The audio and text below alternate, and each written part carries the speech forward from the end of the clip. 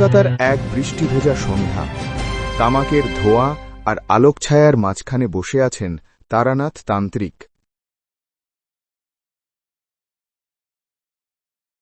আজকের রাতে অদ্ভুত অশান্তি আছে। কে আসলো এখন আবার? যাই গিয়ে দেখি। দরজা খুলতেই দাঁড়িয়ে আছে ভেজা শাড়ি পরা এক যুবতী, হেমাঙ্গিনী। বাবা তারানাথ, আমাকে বাঁচান। আমাদের গ্রামে ভয়ানক অভিশাপ নেমেছে। আজ রাত্রেই আসতে হবে। দয়া করে চলুন আমার সঙ্গে। তোমার সাথে মৃত্যু হাঁটছে মা, তবে চল, যে ডাকছে তাকে ফিরিয়ে দেব মা। বৃষ্টি এখন থেমে গেছে। হালকা কুয়াশা ঘেরা রাস্তা গভীর জঙ্গলের মধ্যে দিয়ে হেমাঙ্গিনী পথ দেখিয়ে নিয়ে যাচ্ছে। বাবা, রাতে শ্মশানের পাশে কেউ যায় না। যে যায় সে আর ফিরে আসে না। মৃত্যুকে ভয় করলে আর তন্ত্র শেখা যায় না। রাত বাড়ছে। তারানাথ মশাল হাতে, সাথে হেমাঙ্গিনী, দুজনে শ্মশানের পথে এগিয়ে যাচ্ছে।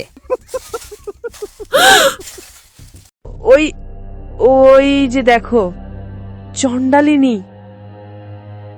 তুই ভয় পাস না মা, আমি আছি তো।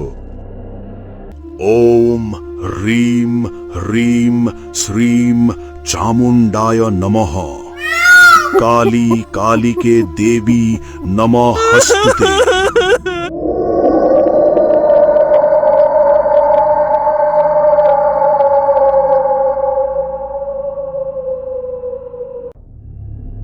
শ্মশানের গভীরে এগুতেই চারপাশ হঠাৎ নিস্তব্ধ।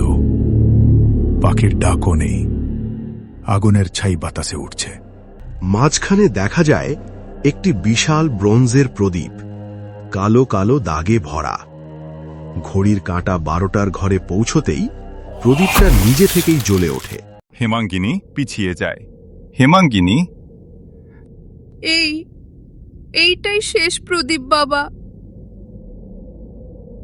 হঠাৎ শ্মশান কেঁপে ওঠে। ধোঁয়ার ভেতর থেকে ধীরে ধীরে আবির্ভূত হয় চণ্ডালিনী।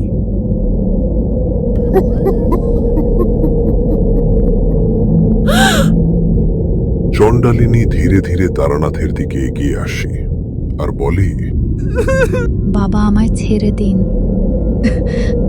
ভয় নয়, বলো, কে তোমাকে বেঁধে রেখেছে? চণ্ডালিনী কাঁদতে কাঁদতে তার অতীতের কথা তারানাথকে বলতে শুরু করে। অতীতের কথা মনে করে হেমাঙ্গিনী বলতে শুরু করে। বলতে থাকে খুশিতে থাকা তার সময়ের কথা। হেমাঙ্গিনী ছিল গ্রামের সুন্দর, সুশীলা, গুণবতী গ্রাম্যবধূ। স্বামী সংসার নিয়ে বেশ ভালোই কাটছিল তাদের।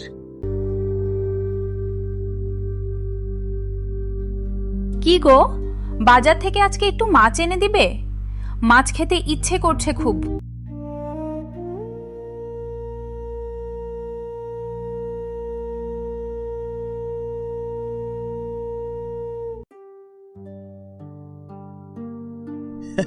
কি দাদা, কুমড়ো কত করে নিচ্ছ? এই তো দাদা, মাত্র 10 টাকা কেজি। দাও দেখি, কেজি 3 বেশি করেই নিয়ে যাই। দেখে তো বেশ ভালোই মনে হচ্ছে। আগে দাদা, এক্ষুনি দিচ্ছি। হেমাঙ্গিনীর স্বামী বাজার নিয়ে বাড়ি ফেরার পথে তার উপর নজর পড়ল এক তান্ত্রিকের। এই তো পেয়ে গেছি, আমার বলি। ওই তান্ত্রিক গ্রামবাসীদের উল্টোপাল্টা বুঝিয়ে হেমাঙ্গিনীর স্বামী কে বলি দেওয়ার জন্য প্রস্তুত করল। গ্রামের কেউই ওই তান্ত্রিককে বাধা দিল না। ওই তান্ত্রিক গ্রামবাসীদের উল্টোপাল্টা বুঝিয়ে হেমাঙ্গিনীর স্বামী কে বলি দেওয়ার জন্য প্রস্তুত করল। গ্রামের কেউই ওই তান্ত্রিককে বাধা। হেমাঙ্গিনীর স্বামী কে বলি দেওয়ার পর গ্রামবাসীরা মিলে ওই তান্ত্রিকের কথা শুনে হেমাঙ্গিনীকে জ্বলন্ত চিতায় জীবন্ত জ্বালিয়ে দেয়। এইভাবেই আমার জীবনটা পুরো শেষ করে দিল ওই তান্ত্রিক। আমি মরেও মরতে পারছি না। এই সব দেখে হেমাঙ্গিনী প্রচণ্ড ভয়ে মাটিতে লুটিয়ে পড়ল। তারপর তারানাথ বলল,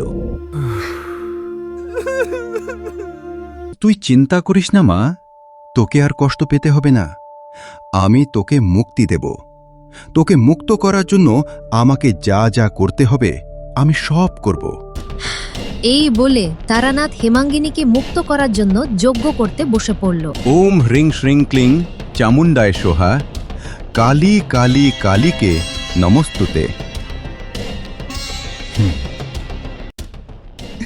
হে মা, একবার দেখা দে মা, তোর এই ছেলের কথা একটু শোন মা, একবার আয় মা। তোর ডাক শুনে আমি কি না এসে থাকতে পারি? বলো তারানাথ, আমায় এভাবে ডাকছিস কেন? এই মেয়েটা খুব কষ্ট পাচ্ছে মা, তুই ওকে এই জগতের মায়া থেকে মুক্ত করে দে, আর ওই ভণ্ড তান্ত্রিক এর উপযুক্ত শাস্তি দে মা। তথাস্তু, তোর সকল ইচ্ছে পূরণ হবে। আমি এখন আসি তাহলে। জয় মা, জয় মা। জয় মা, জয় মা। কল্যাণ হোক তোদের। এরপর চণ্ডালিনীর আত্মা চিরকালের জন্য মুক্ত হয়ে যায় এবং শোনা যায় যে ওই ভণ্ড তান্ত্রিক নাকি গলায় রক্ত উঠে মারা যায়। পরের দিন সকালে গ্রামের সবাই মিলে হেমাঙ্গিনী ও তারানাথ তান্ত্রিকের কাছে হাত জোর করে কৃতজ্ঞতা প্রকাশ করে এবং তারপর থেকে গ্রামের সবাই সুখে শান্তিতে দিন কাটাতে থাকে।